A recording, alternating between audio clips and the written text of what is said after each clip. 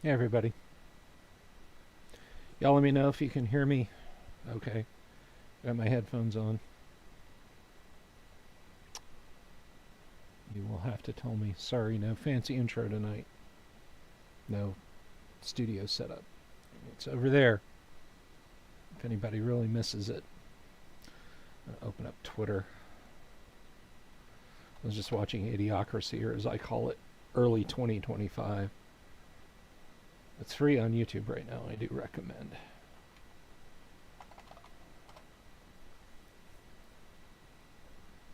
Is everyone hearing me loud and clear? I hope you are.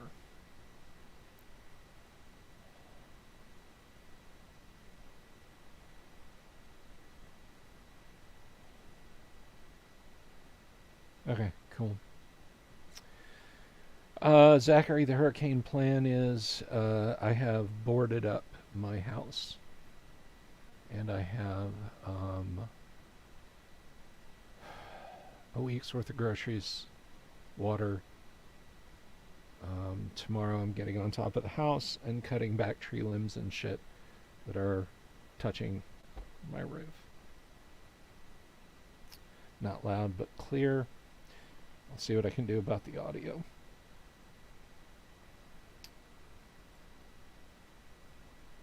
Let's see. Let's just mute settings. Let's see, audio.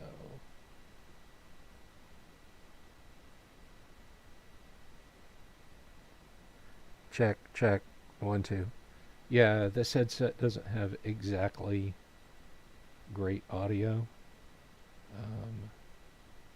Steam streaming microphone. We'll just roll with it.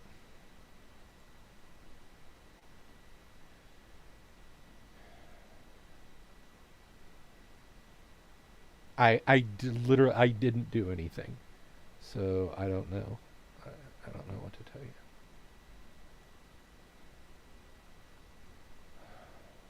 Anyway, is the sanity check in Call of Cthulhu good? Yeah, I mean, the whole uh,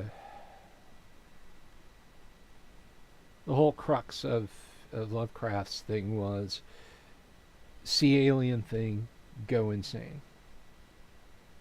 Um, and Sandy's sanity system is nicely tweaked for that. So I like it.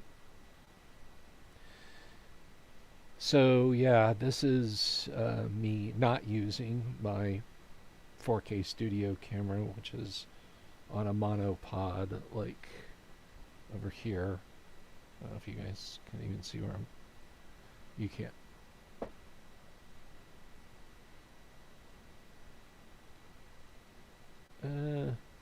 There it is. That's what you guys usually see me through. And then I have the two little cameras that I put up. Um, for miniature views and stuff. Hey, 33K7.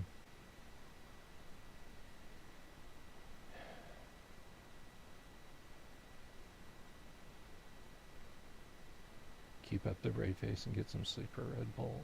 Yeah, I mean, tomorrow's pretty much the end. It'll roll into Tampa Wednesday morning. I expect we will lose power when it hits us.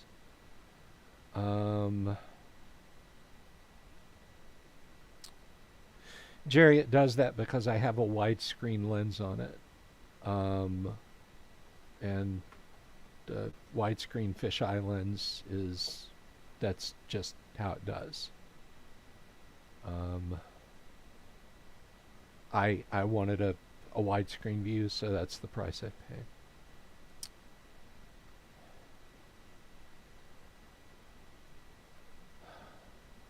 paid. I got to be honest, guys. I I'm not in a good headspace right now. I don't want to do the, come on the internet and pour my heart out in a video thing. But I, I, I don't like my chances. What can I tell you? And if it was, uh,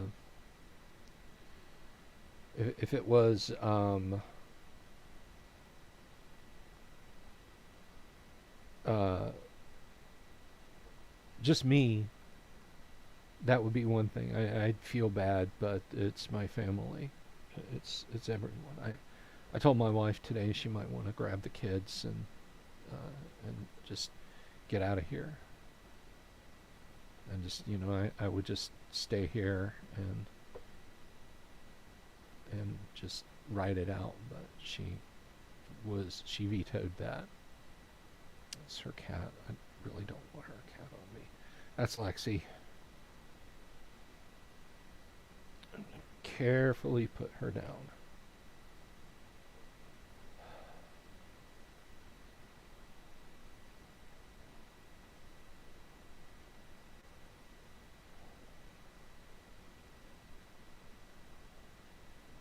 I get so much as one roof tile out of place, you're going to go fund me the heck out of it.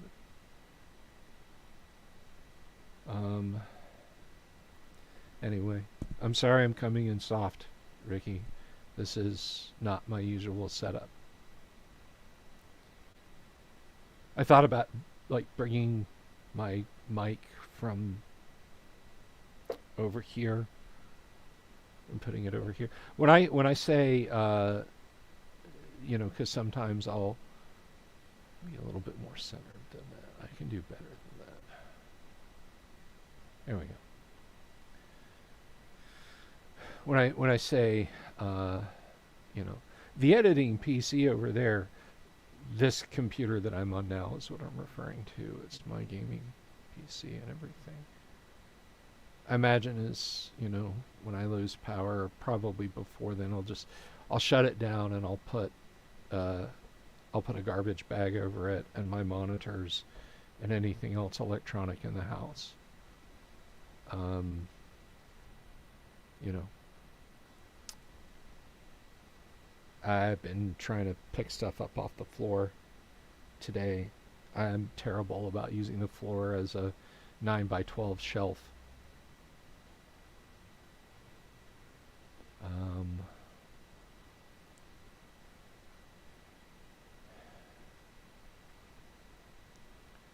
but thank you, Sky. One thing look, I never like I make jokes about supers and stuff. Um, if if anybody is going to do that, don't send it to YouTube. It won't do me any good. They'll take 30% of it, and I won't get it until November or December. I think we're like in the run for what I will get in November now. Um, so yeah, uh, if anyone had planned on doing like I'm gonna super chat Bill, send it to my PayPal, because I can get that out. I can use that immediately, and my PayPal is just my email address, which is right there. You can see it down there, down there. It's scrolling by right now. I'm not saying you have to. Don't. I'm not begging you for money. That's not why I say that. I'm just saying, if you had intended to.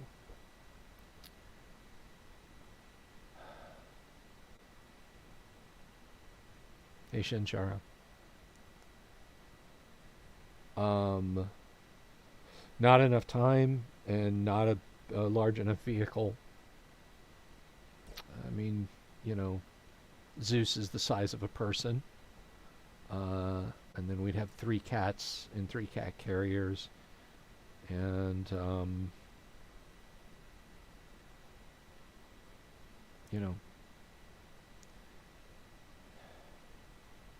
hey, nobody else in the neighborhood is bugging out.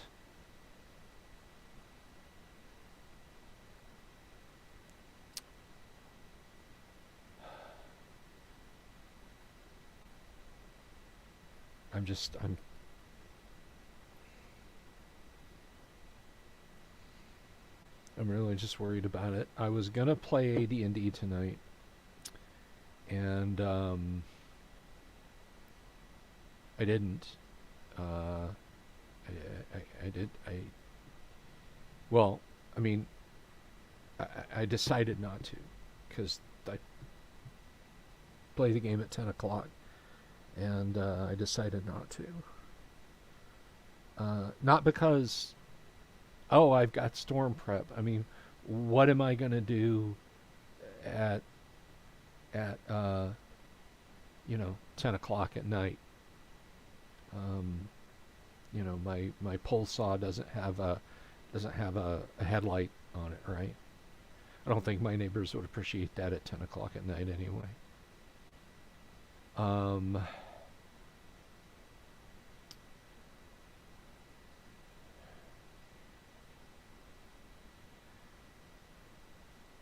well,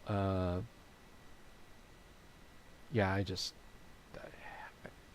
mean, is this the face and voice of someone that could run the intricacies of an AD&D game? And I feel terrible about it because honestly, like, I talk about what a great DM I am, and you know, I just I just can't make it go tonight. Yeah, you're right about that. You're right about that.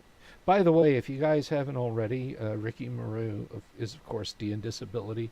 Subscribe to his channel, please. It's let's see.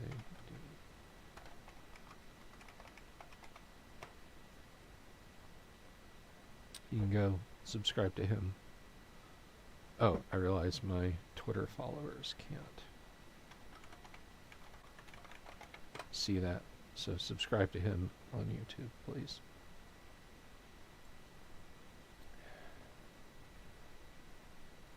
Oh, that's not what it's. Oh, it bounced back through Twitter, looking all ganked up.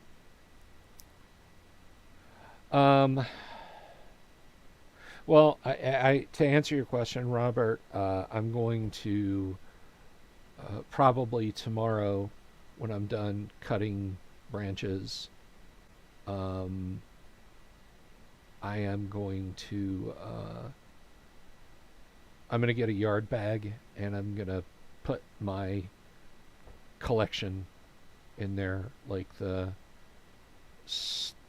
just I'm just going to put it all in a trash bag and tie it up and secure it as best I can. I don't have any more totes. I might have room in one. You know what I might do is go through my tote, which is full of my old college textbooks, and just throw the college textbooks on the floor in the garage. Because I don't think anyone wants or needs a copy of Windows 8 Desktop Administrator, right?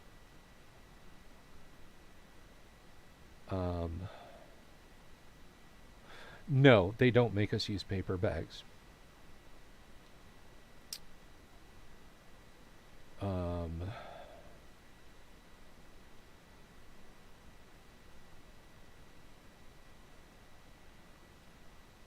hey, Roboski, how are you?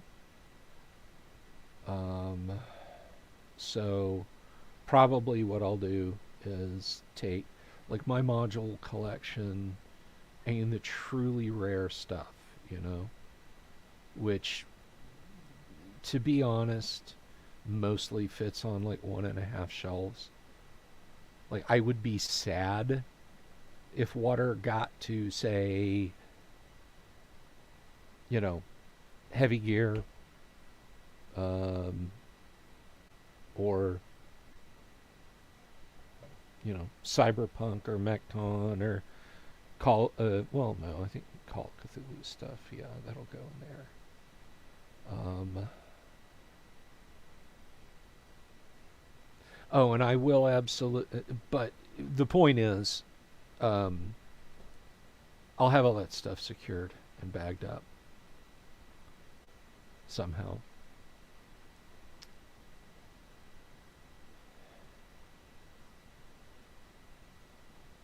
Uh, yeah, no, I won't.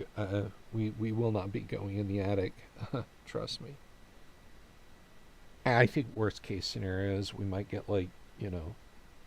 I mean, seriously, the worst case scenario is we would have like an inch or two of standing water on the floor, which would be ruinous. It would ruin like our hardwood floor.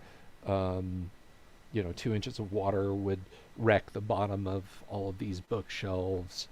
Uh, I still have crap sitting on the floor in there, and it would make the house uninhabitable. Hey, Patty. Um, but like, uh,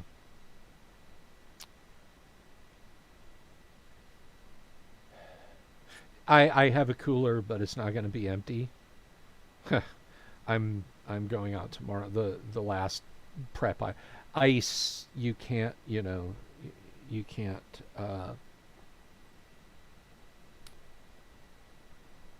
it's that's not something. It's like, oh, okay, well, storm's coming. You have we know it's a week out, it's 5 days out, it's 3 days out. You can't really run out and buy ice and go, aha, I have ice. uh you know yeah, we're we're about 80 miles from where it's going to make landfall, but it's so strong that it doesn't matter. uh, but as far as like the flooding goes, I don't think we're going to get we're going to get flooded. um, and I don't think, and I know we're not going to get capital F flooded, right? Um, the um, the nearest large body of water to us is like 20 miles away. So that I'm not worried. If the water from there comes here, I, I I'm not just, that's not even going to be a thing.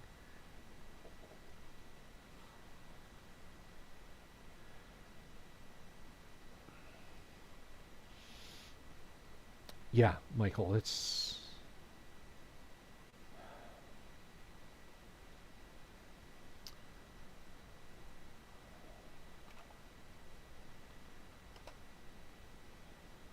and one thing I really I want to say, I want to thank you, everyone who has said, you can come here if you need to.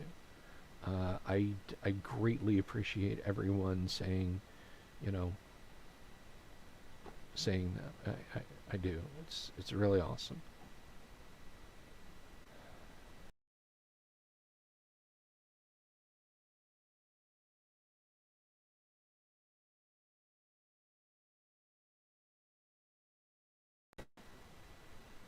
Sorry about that, everybody. I don't know what just happened. I moved my mouse. I must have hit something. No, I'm not leaving. I'm back. Yeah, Jimmy, it's gonna hit Tampa.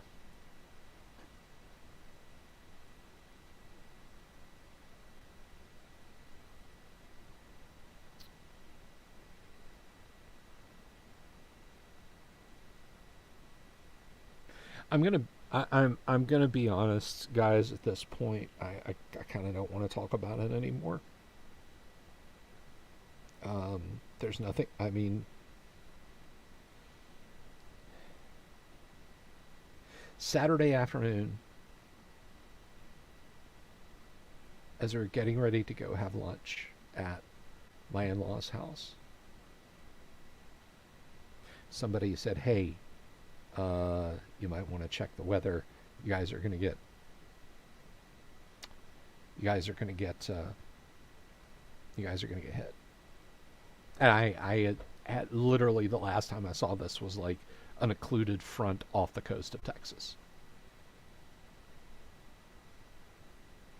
And I started looking at all the models and I was like, we're screwed.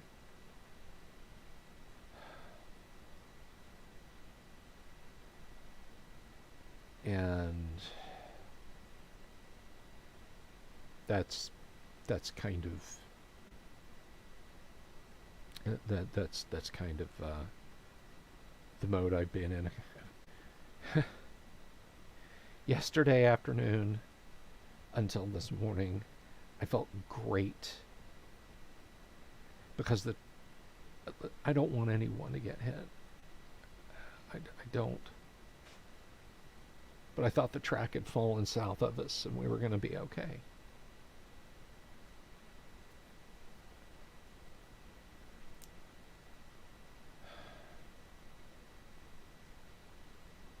Fantasy. No, you know.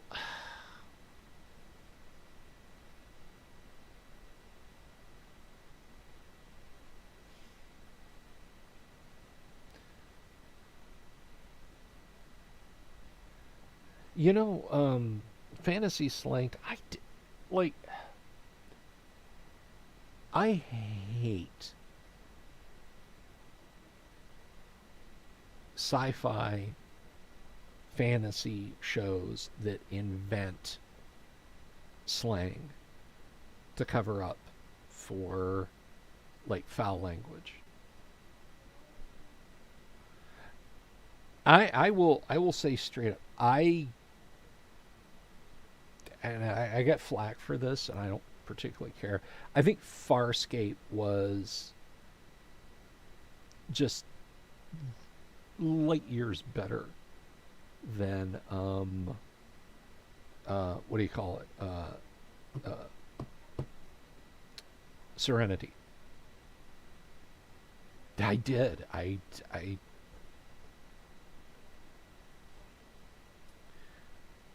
But it was like fingernails on the blackboard of my soul when they would say, Freld, get Freld, go Frel himself, those Frellers. Like, oh, just don't.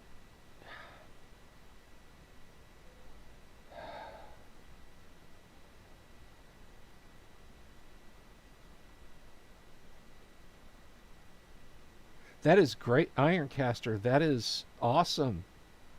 What are you guys playing? 10 people. What are you guys playing? Hey, Derek. Thank you, Nordic.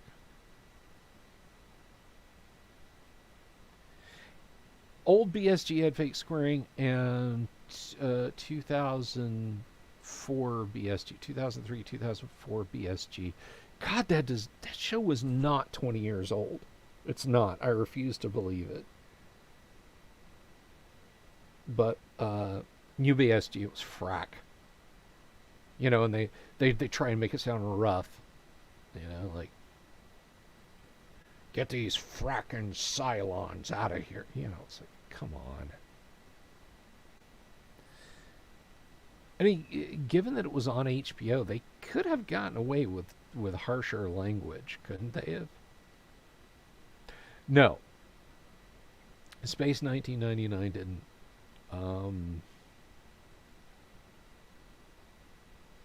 OSC doing a bit of West March thing. Right on. Right on. We'll see you, great old ones. Thank you. Did not watch SG1. Yeah, that's something else. Everybody would tend, like, people would be, oh man, Delver, you must like the original BSG, right? Original BSG. I'm like, when I was a kid. But I really liked BSG 2004. I did. I think it really fell apart in the last season. Um, I liked the Stargate movie, which was 94, wasn't it? Yeah, it was 1994. Um, really, really liked it a lot.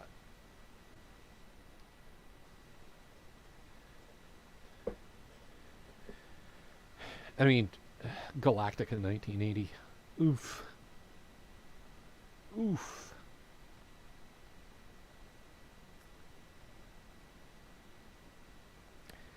You know, if I could have 24 hours to spend with my beloved father and mother, just to visit, just knowing that they were going to go back to the afterlife, I I would either do it as the very first thing or the very last thing. I would apologize for making them sit through Buck Rogers in the 25th Century, the TV show. Freaking disco sci-fi. Oh man. Now, I mean, granted, Dad more or less decided who had the clicker, as it were.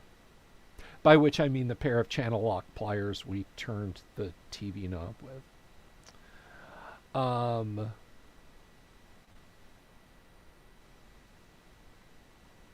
what about Babylon 5? Love Babylon 5. Uh, just four absolutely amazing seasons of television. No complaints. A perfect four-season run from Babylon 5. Thumbs up. Uh, Crusade made me sad. I liked the movies. I liked the 4, 5, B5 movies. Legends of the Rangers, so obviously a pilot for a show that not even PTEN wanted. It doesn't. Let me tell you what. 20 years ago. No, more than 20 years ago. 22, 23. No, it's 2024, Bill. That would probably be 25 years ago. Um, Sci-Fi Network still ran Sci-Fi, and they would basically just like, you know, start of the day, they would run just like they would run an entire show, and I remember like I got excited because I was like, oh, Buck Rogers in the 25th Century, let's watch this. And I watched the first episode and I'm like, yeah, this is pretty campy. And then like I was running around the apartment we lived in doing laundry and noodling around, and I didn't have a broadband connection. This was 1998, 99, maybe early 2000. Thank you, Kenneth. Um,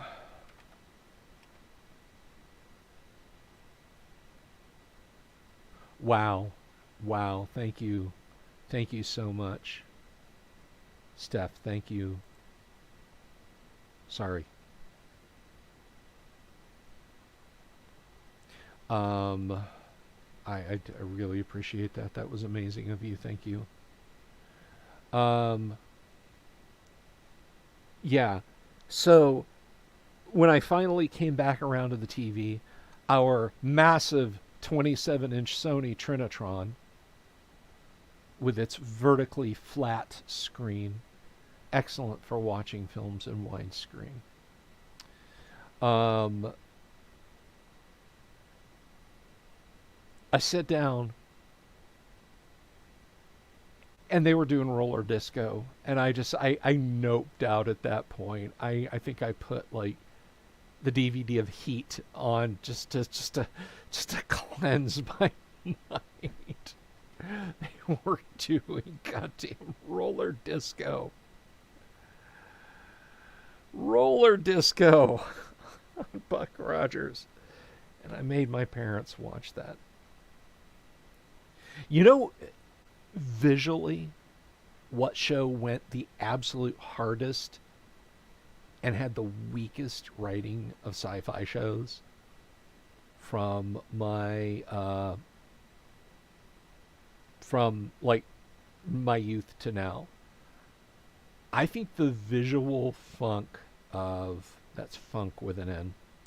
The visual funk of Space 1999. Okay, it wasn't quite the lived-in sci-fi of Blade Runner or Alien or uh, Outland, but it was close, and it looked good. It looked absolutely phenomenally good. Absolutely dreadful writing after season one.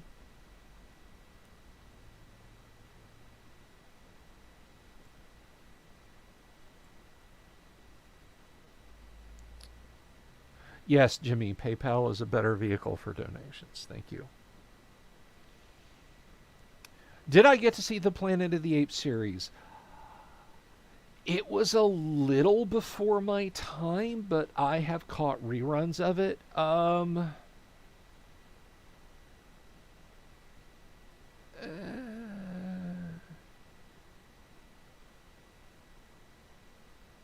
you know, it.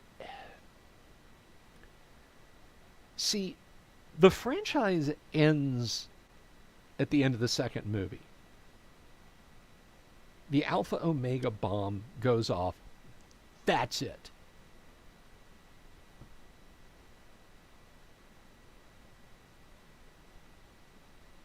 That is a very deep question, Nordic. If I was living in a future where humanity had colonized other planets and traveling the stars is commonplace, what would I see myself doing out there in the sea of stars? Okay. Ideally, I would be, I don't know, maybe I'd be a raconteur. Maybe there'd be a place for someone with a deep imagination and storytelling abilities. If I had to lean on my 20th century, uh, hey Alan, if I had to lean on my 20th century uh, profession, which I don't have anymore, I would say probably, um, probably, computers, something computer.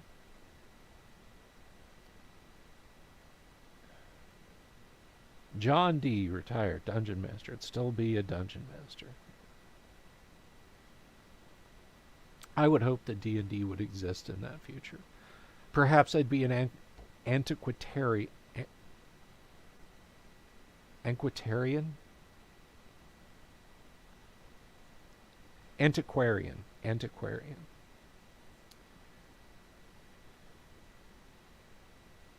Did you hear that William Sylvie the 17th has a collection of physical books? You mean made from paper? Uh-huh. They're apparently all printed in the North American Federation in a province called Wisconsin. Antiquarian. Thank you, Mead.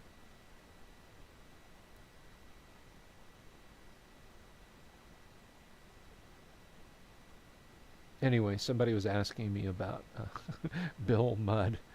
Yeah, just find me my planet of robot waifus. Have I ever used anything from Eye of the Undying? No, I have not. I know that Rob wrote some early Greyhawk stuff. Not early Grey, early 2E Greyhawk stuff. I can't remember if Eye of the Undying had some of his work in it. But it is something I've meant to look into. Somebody had asked way up the stream. Let me see if I can find it. Because someone had asked me something and I didn't. I missed it completely.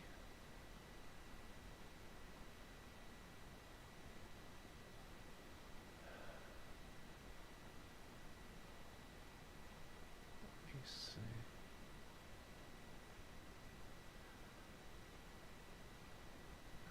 Yeah. No, it's just everyone talking about the thing that I'm just leaving behind. To boldly go where somebody is waiting for you to show up with a thumb drive. Because you know that's how it's going to be. It's going to be like we could beam the instructions to the colony to realign their radio telescope. It'll take 620 years to get there. However, we put you in a ship and send you 6 weeks of hypersleep there and back, you know. And I know IT, man. It'd be like, oh, thank God you're here. Yeah, yeah. Bip.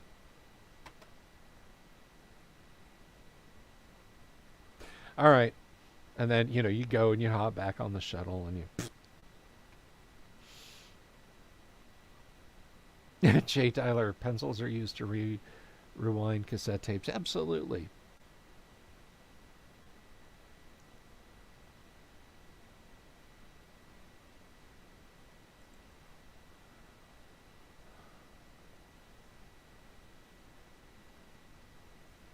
Spaceman, yeah, Spaceman Bill. Was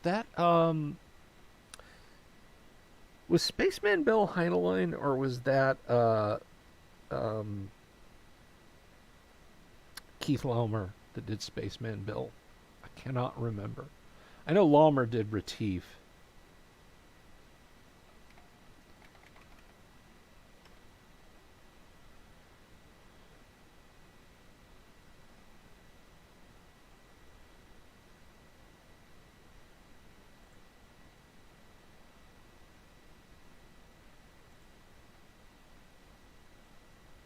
Oh, that man, I bracketed it.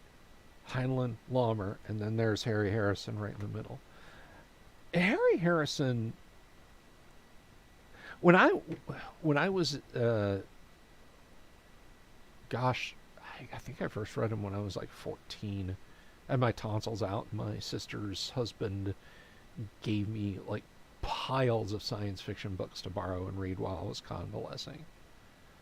Um, and I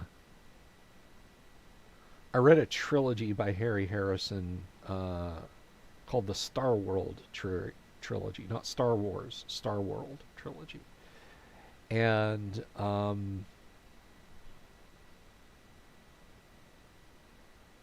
it's set in some undescribed time in the future. There's it's basically after an economic collapse and world war where the earth has been rebuilt, but there's like a hardcore authoritarian uh, government now in place. But if you're on the inside of it, everything's hunky dory. And the main character keeps asking questions, keeps asking questions, keeps asking questions, and he's his bride to be is her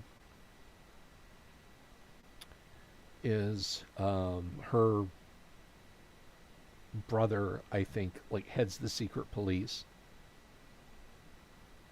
And he finally, yes, Harrison did write Maygram. But like he keeps asking questions, and he keeps getting caught doing unfortunate things, and he's like, "Fine, let me show you what we do to troublemakers." And they show him unaliving a guy. Yeah, To the Stars trilogy. Yeah, that's it. To the Stars. But yeah, they see him like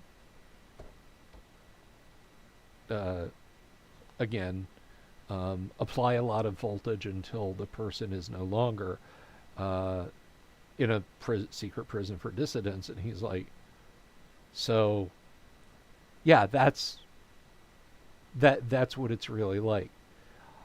So he joins a resistant, screws around and finds out. And because he is too useful, they dump him on a planet. Now, the middle book is, in my opinion, the best of the trilogy. Um, we'll see you, RPG Grandma. Have a good one. Because they put him on this planet, and it's uh, basically it has incredibly weird seasons. Um, the winters are temperate and awesome for growing this high protein. Oh, thank you, Engine Joe. You know the one I'm talking about. Oh, oh, that's a stainless steel. Okay, but anyway, they so they harvest all the grain and they wait for a colony ship from Earth, or not a colony ship, a cargo ship from Earth to come and pick up the grain. And the ship doesn't show up. And they're like, well, when it becomes summer here, we're all going to no longer be alive because the planet will tilt in its axis and the northern hemisphere will become uninhabitably hot. So it's all about they have these massive road trains, and it's all about him dealing with the different clans that work the different farms and getting them together in this long journey across basically from the northern hemisphere to the southern hemisphere. Like there's a part where they go through a jungle that's just it's just so trippy, and I like it a lot. And then so yeah, it's Homeworld, Star World, and I don't remember, or no, it's Wheel World, Star World, and Homeworld. And then Homeworld, he comes home and he helps foment a rebellion, only to find out that the evil brother-in-law from uh, the first book, who put him in prison and everything, has actually been the one backing the rebel groups because he wanted to overthrow the government, but he was going for the exceptionally long con. And so the main character wants to off him, and he's like, he's just very smug. He's like, I'm right. Everything I've done, as horrible as you thought it might have been, has worked out exactly as I wanted it to.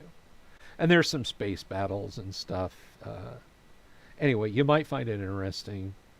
To the Stars, Harry Harrison, good stuff. Logistics meets Star Wars. Sort of, Alan. Robert Roboski Turner's. I recently rescued a copy of Niven's The Integral Trees from Goodwill. I feel I don't read as much as he assumes. I think as good as I remember. Integral Trees was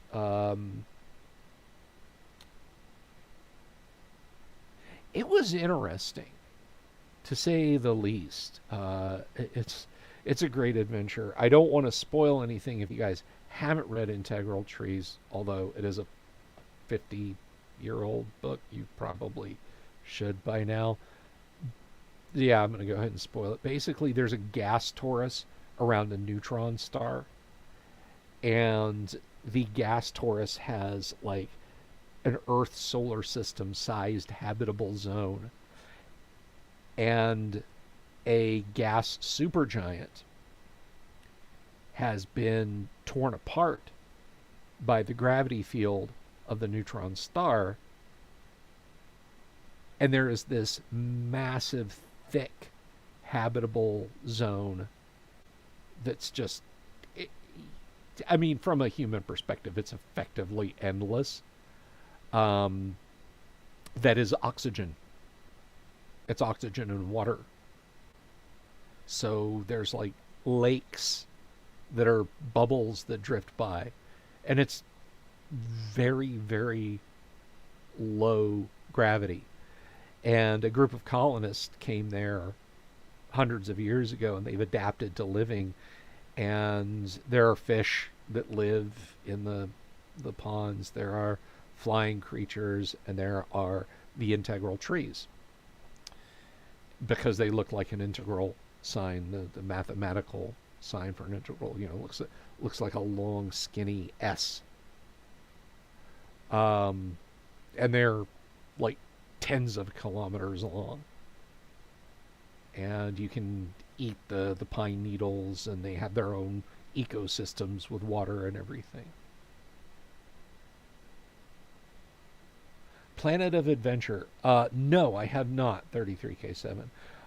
My total reading of Jack Vance is Leoness, which depressed the hell out of me. The Dying Earth, which is equally depressing. And then, what is it? Ek, an Old Earth. A.K. an Old Earth.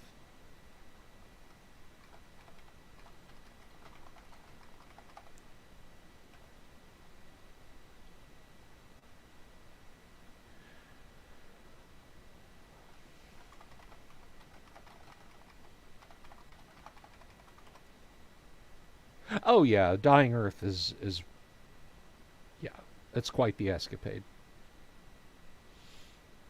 There's a point at which, I mean, Vance's decision to set the Dying Earth stories on Earth, but it is Earth when the sun is a pulsing and dying red supergiant, was a really interesting choice because no there's no point of reference. Like, it's like, oh, those are the ruins of ancient London, or that basin was once called the Atlantic Ocean. No, it might as well be an alien world. Except there's at one point, I think Kujal the Clever travels back in time. But even though he travels back in time millions of years in the past, the Earth is still like decadent. The sun is much smaller and brighter. Like, that bugs him. Like, that sun is so bright.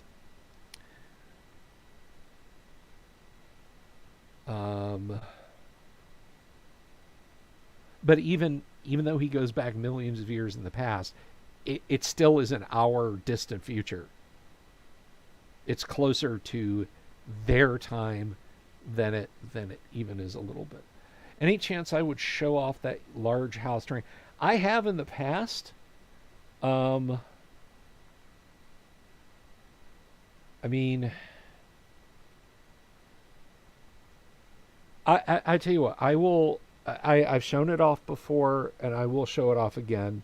Remind me, Norik, when things normalize, when things stabilize. Let's see, how we doing here? 34 folks watching on YouTube and 72 on Twitter. Yeah, that's the big reveal. Dragon Riders of Pern does that, except it's not Earth. It is a planet circling the star of Rukbat, which is somewhere in the constellation Orion. I don't recall where. Yeah, that reading up, like, maybe it's just because I was a dumb kid, but that massive Dragon Riders of Pern tome you got from Doubleday Books. You guys know the one I'm talking about, the one that it's like, hey, welcome to the Doubleday Science Fiction Book Club. Here's your 7 free books to start you off, and your free copy of Dragon Riders of Pern, and your free copy, or your free Dragon Riders of Pern tote bag. She had a sweetheart deal with them, because like Dragon Riders of Pern, I just would not have picked up. And I was so into it for such a long time. But again, maybe it's because I was a dumb kid, but them like going to the southern continent in Dragon Riders and finding basically a beefed up space shuttle and realizing that hey, we're actually from another planet. That just like I was like, whoa. Yeah, Ageno 3. Yeah, just completely blew past me. No idea. No idea.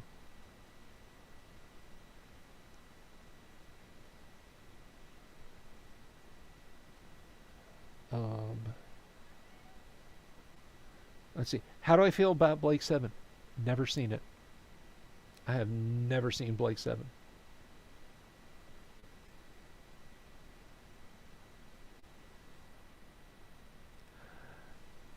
I tell you, after I read Pern, before she started the long march through sequel territory, um, which really she should have stopped with all the wares of Pern. I mean that should have been it. That literally, when the elderly Harper passed away, and the supercomputer with the AI was helping them become a technological society again.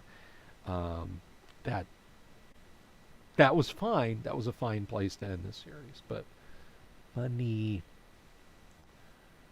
Um,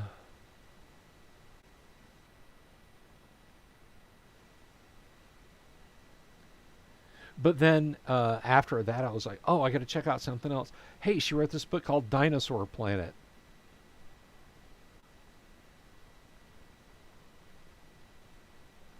Didn't care for Dinosaur Planet.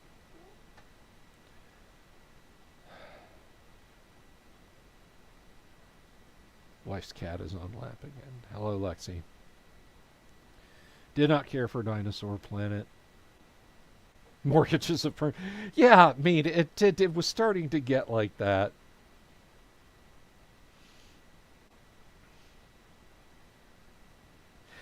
You know, the the ring world. First of all, I mean, Niven's known space is something you either gotta buy into. Never read Dinotopia. You gotta buy into known space, or you're just not. And I read Ringworld and I liked Ringworld. And then I made the mistake of reading Ringworld Engineers. Or Engineers of Ringworld. I don't remember which the modifier was on. But anyway. Um and I didn't like when I got to the end I was like, okay, so the authoritarian Earth government actually did kill the alien girlfriend. That wasn't like a wind up. He doesn't find her on the planet. And then there's the whole pack protector, and if you smell this plant, you'll eat it until you explode. And the whole thing is a metaphor for turning 40, which is exactly what it was. And Niven has said as much.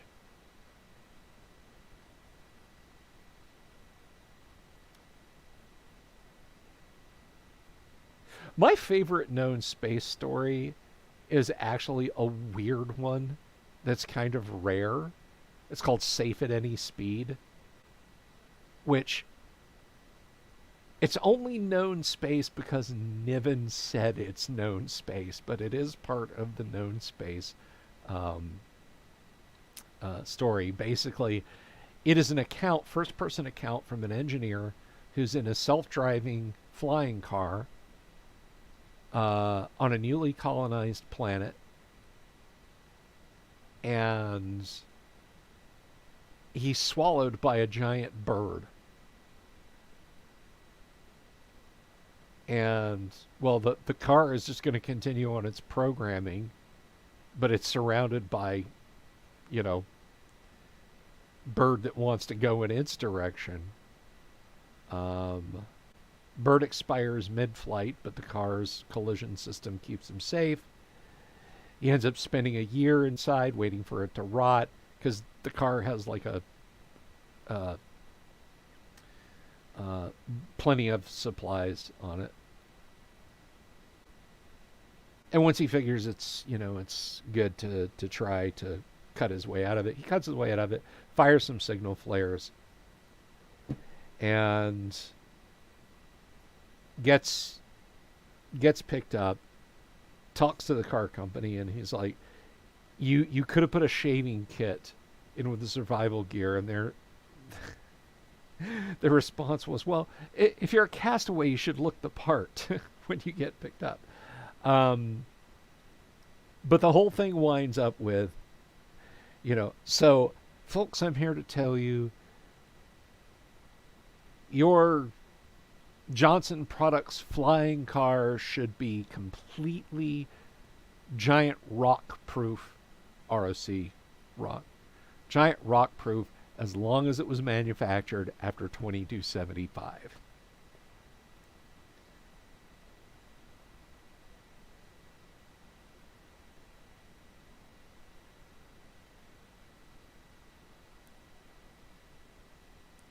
Now, one thing that I like is science fiction stories that will they'll tell a story that's so good you completely forget the story is about aliens. And I'm thinking specifically of a story called Starquake, and a basically a bunch of explorers orbit close to a neutron star, and they realize that life has evolved on the surface of a neutron star, and each organism is like the size of a sesame seed. Um, and they follow the travel. They are extremely short lived. But from their perspective, it's not like, well, I'm only going to live a day because that thing's spinning around so fast. Like for them, they live a rich, full life. It's almost like a time dilation kind of thing.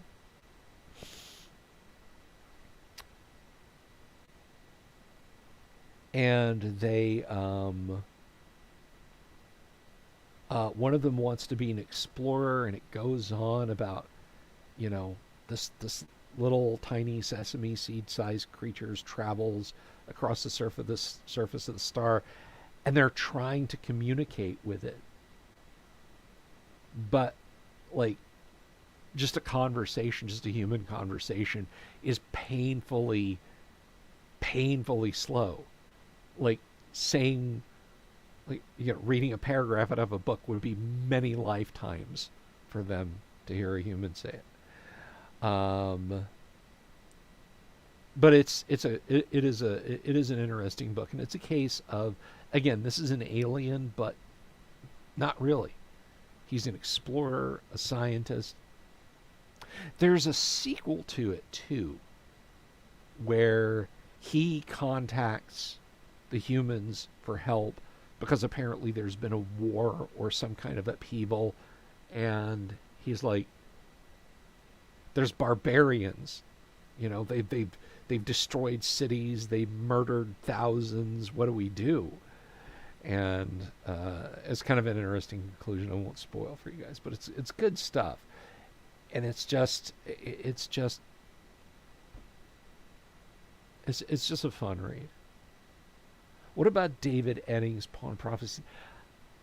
That may be one I have to go back to. I tried to read it. My girlfriend at the time, now my wife, this is the Dungeon Delver, huge fan of those books, and they just didn't catch fire with me. I may try them again someday.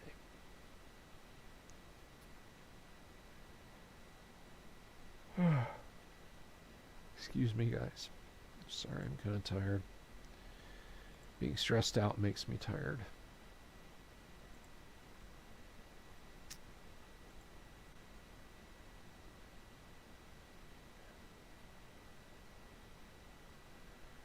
me see.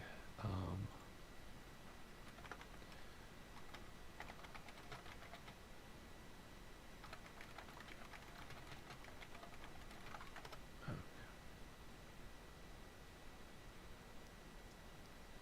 okay, so the first one is called Dragon's Egg. The second one is called Starquake. So this is the. It's by Robert L. Forward.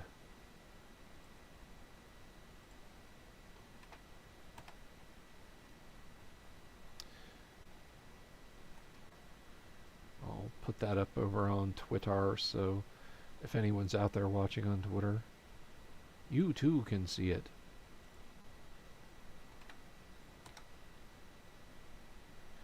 That's probably going to look really weird back up on the screen. Oh no, it actually came out right. So, the plot of Dragon's Egg. And it is a hard science fiction novel.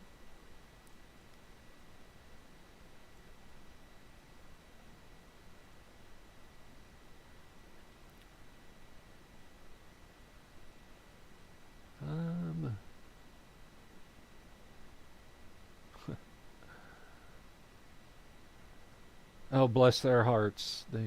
Or his heart, rather, Robert Forward. By 2050. 2050 is when they go to it. So the star contains half a solar mass of matter compressed into a diameter of about 20 kilometers, making its surface gravity 67 billion times that of Earth. Its outer crust, compressed to about 7,000 kilograms per cubic centimeter, is mainly iron nuclei with a high concentration of neutrons, overlaid with about 1 millimeter of white dwarf star material. The atmosphere, mostly iron vapor, is about 5 centimeters thick. The star shrinks slightly as it cools, causing the crust to crack and produce mountains 5 to 100 millimeters high.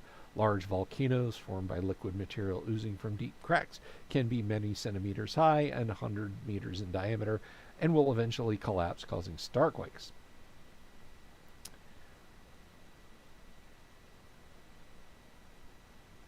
Anyway, you should check it out. It's a good fun book.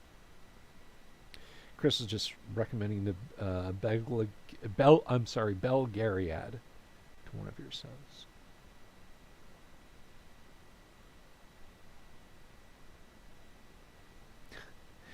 James Seymour, Stephen Donaldson is a. Yeah, Donaldson's an acquired taste, and I don't have that taste. Sorry. Nope.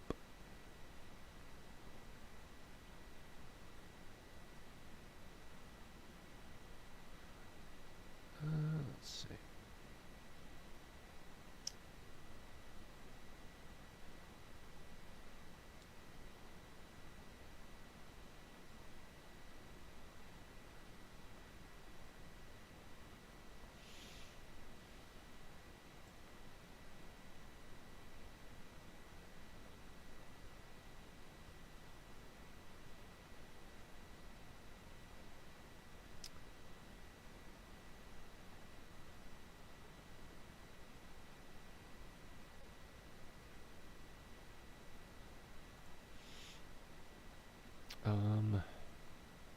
Have I read Memory, Sorrow, and Thorn from Tad Williams? No, but I know the author's name.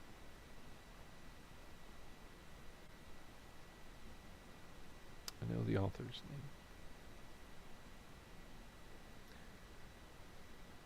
name. What's some other good sci-fi or fantasy that I've read? Sky Hernstrom. Like some Sky Hernstrom. Do recommend. I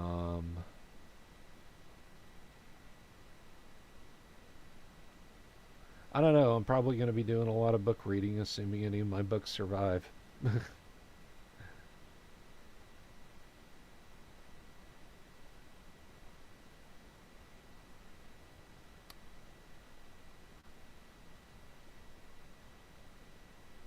Chris, no, I haven't. That sounds fascinating, though. Nope, I haven't read that. I've recently been getting into some classic sci-fi. There were some paperbacks published uh, back when I was a kid. They were the year's best science fiction. They were compilation books that I absolutely adored, and I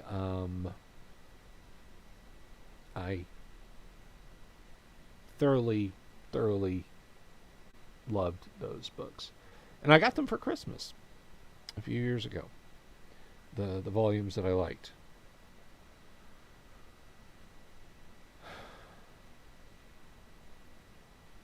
I've got a bad hurricane coming, Alan. It's going to hit us directly.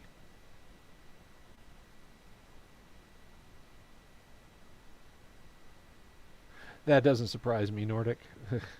Google is listening to this conversation because you typed out Google Guardians and that popped up immediately.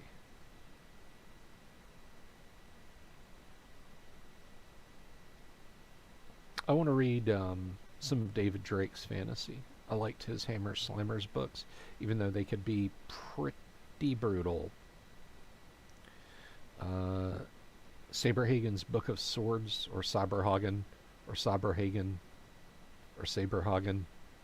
I don't know.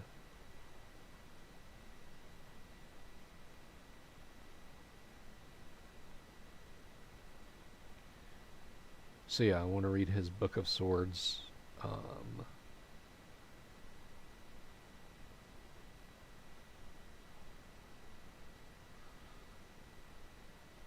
what is some I can recommend?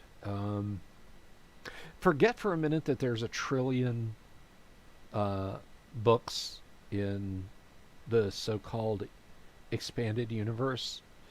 Step out of your comfort zone, if you will, and just for some good pulpy sci-fi fantasy fun, check out the Han Solo trilogy if you haven't. Um, At Star's End, uh, Revenge, and Lost Legacy. Good books. Yes, Saberhagen's Berserker, Lawmer's Bolo books.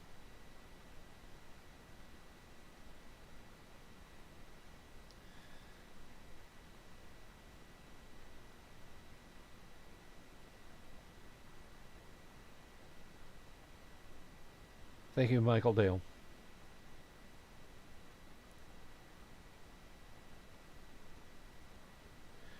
Um, I always loved being a smug shit to my friends when I was a kid. My friends who didn't read full length novels when they were 8, 9 years old. When the Han Solo trilogy dropped, I read Splinter the Mind's Eye and the Han Solo trilogy. So I was getting my Star Wars fix. But then I didn't read the comic books. I didn't know there were Star Wars comics.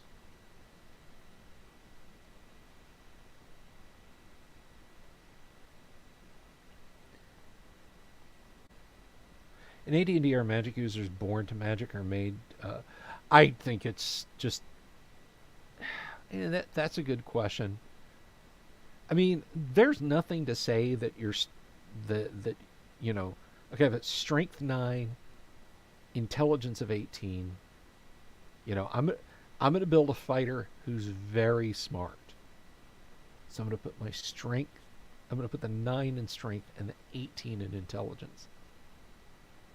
I mean, you can do whatever you want with your character, and because of that, I would say it's a choice. I would say it's a decision.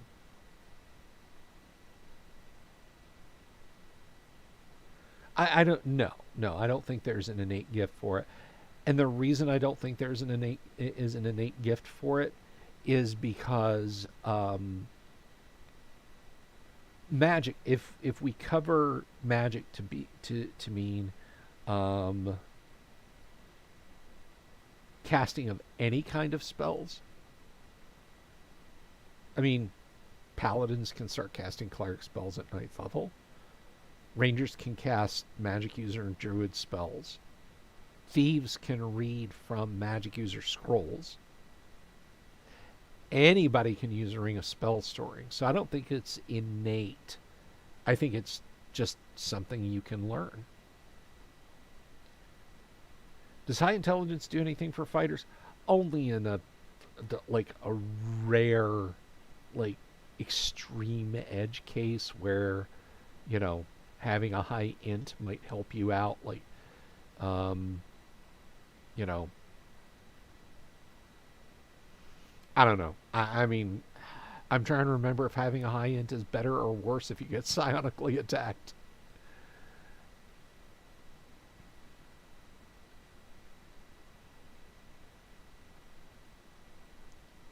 I call that kind of fighter Sun Tzu, yes.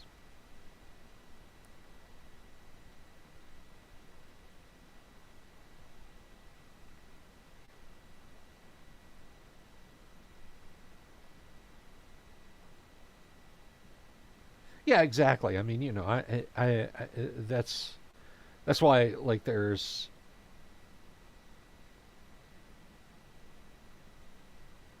um,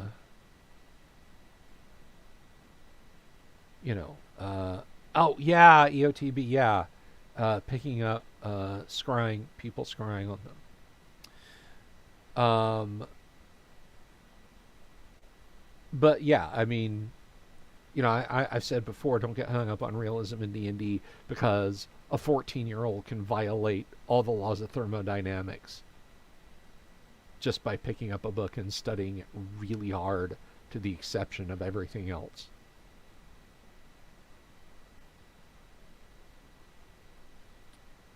Damien says,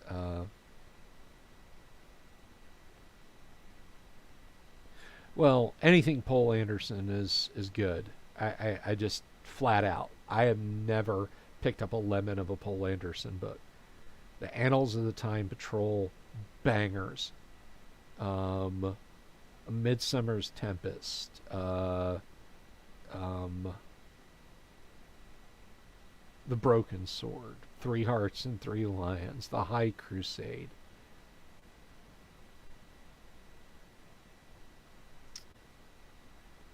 Anyway, Damien said, had a theory of why psionics in D&D is rare. Kids with psionic gifts wind up either being recruited by mages, handed over to the church, or just don't last long. Yeah, yeah, I could see that.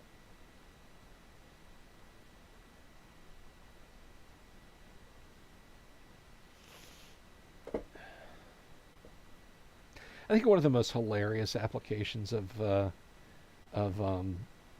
psionics was when they first started to introduce psychers heavily in Warhammer 40k.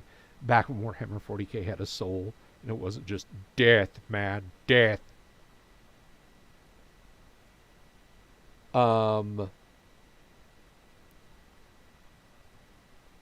and that was it was an issue of White Dwarf,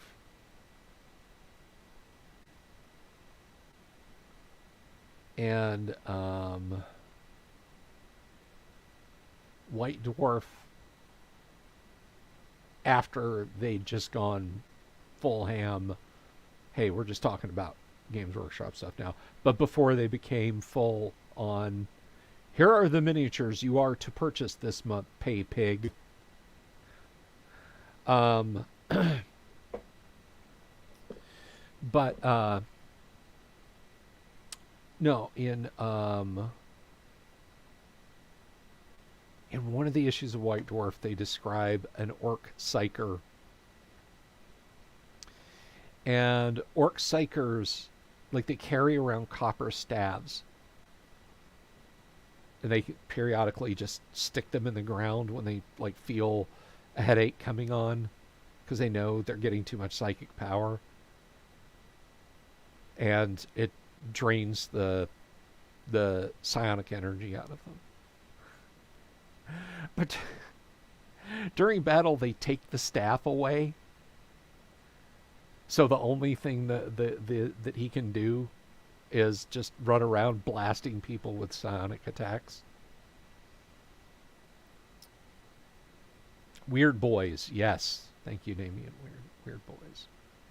But again, that was back when 40k was first edition, and it was Rogue Trader, and it had a soul.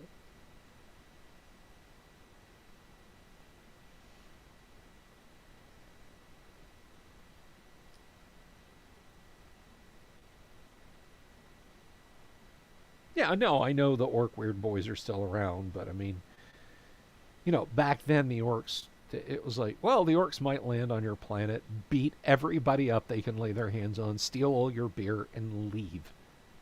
Or, I mean, they might show up and slaughter an entire colony world, but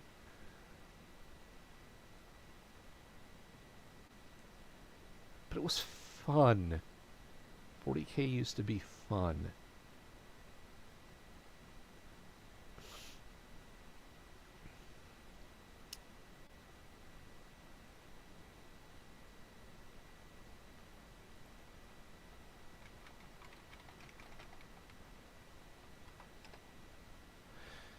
So here's one. I've been meaning to get into this, guys. Is uh, is Gene Wolfe's Book of the New Sun worth getting into?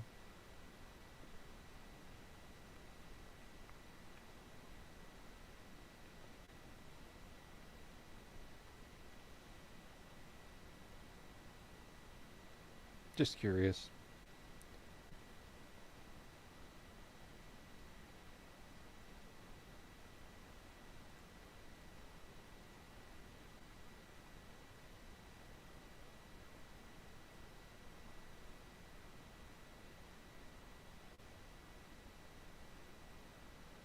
Have I written a short story lately? I don't. Are you asking me that, Alan? No. Um,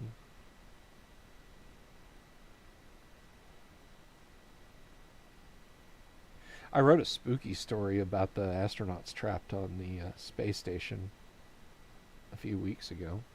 It's kind of fun. It was really more of a shit post than a story. Does Amazon guarantee 20?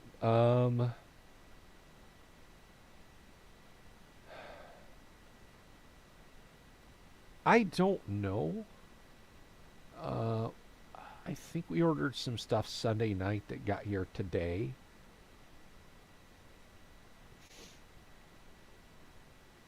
Um, Nordic, it depends. Um, it just depends on the nature of the sci-fi book. I mean, if I'm reading, you know, something that is fairly established, that the universe in question is humanocentric, and then just out of nowhere, like, oh yeah, no, we got a crap ton of aliens, then it's like, hey, Vinny. But yeah, I mean, if I know going in it's going to be the forehead of the week club, then yeah, just pump it into my veins. Star Wars, Babylon 5, Star Trek, what have you.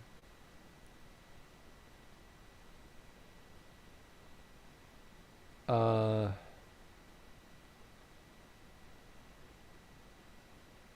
Geckos are our things. I mean, I haven't seen any iguanas, but yeah.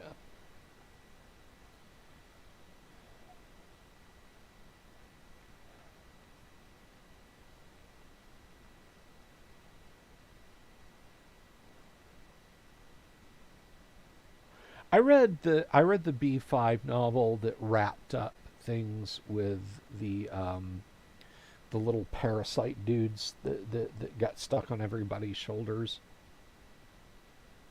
Um, Excuse me, guys. Pardon me.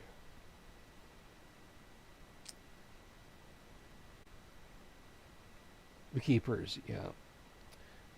Where the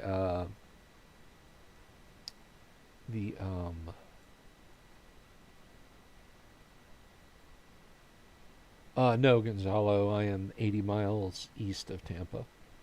I almost said west of Tampa. 80 miles west of Tampa. I'm posting from a submarine. The irony being 80 miles east of that is also going to be a submarine.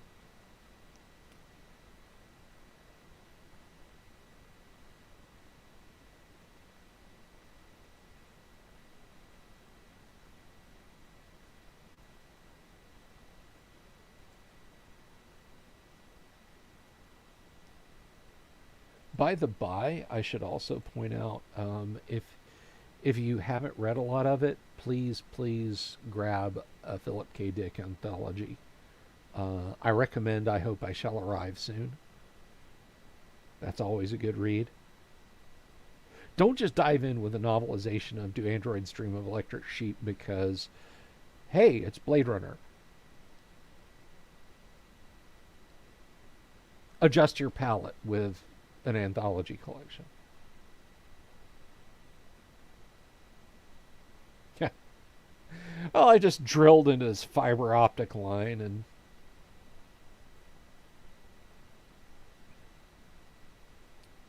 oh, I wandered off. Yeah, the keepers, and it was about the how the Centauri finally got rid of the keepers.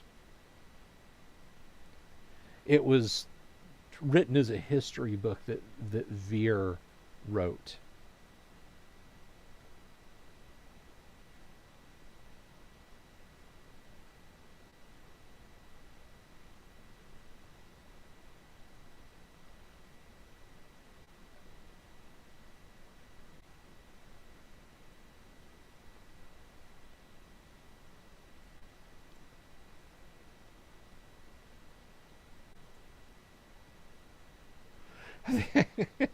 Yes, Stephen First.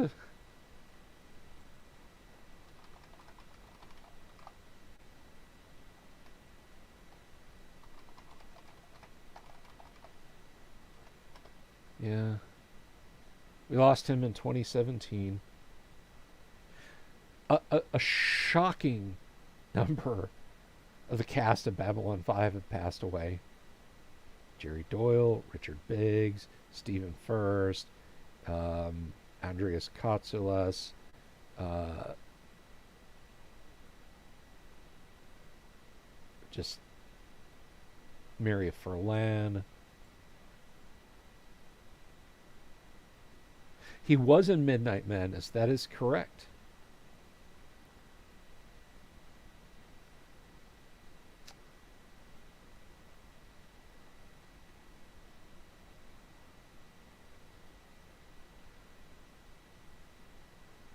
Midnight Madness.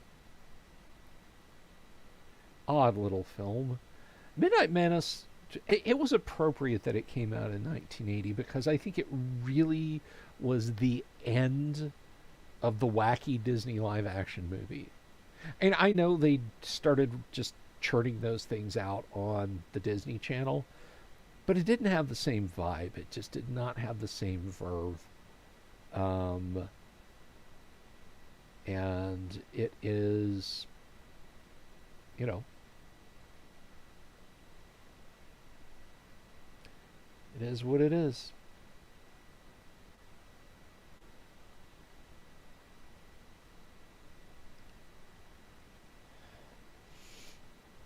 First film appearance of Michael J. Fox, by the way.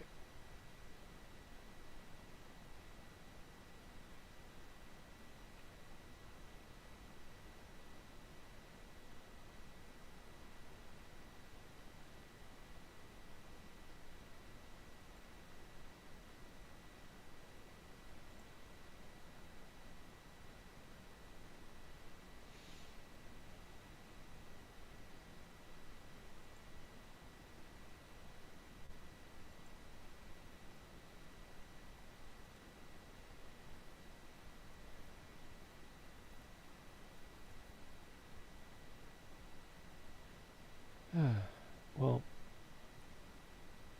with Eddie Deason, that's right. Odd fellow. I think he's got mental issues now. But I don't know what I'm gonna do. Um, if my roof gets blown off, I don't know. I mean, I suppose if I did some YouTube shorts or some Twitters, they'd be bangers, wouldn't they?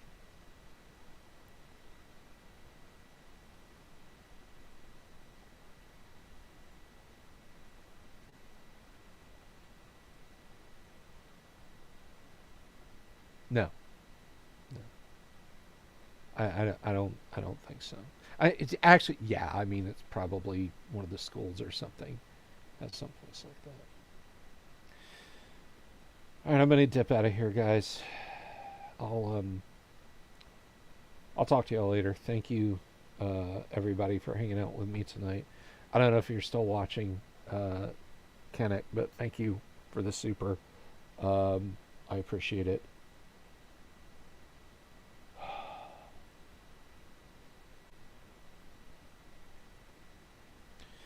I'll I may or may not stream tomorrow night. We're not going to be playing AD&D again.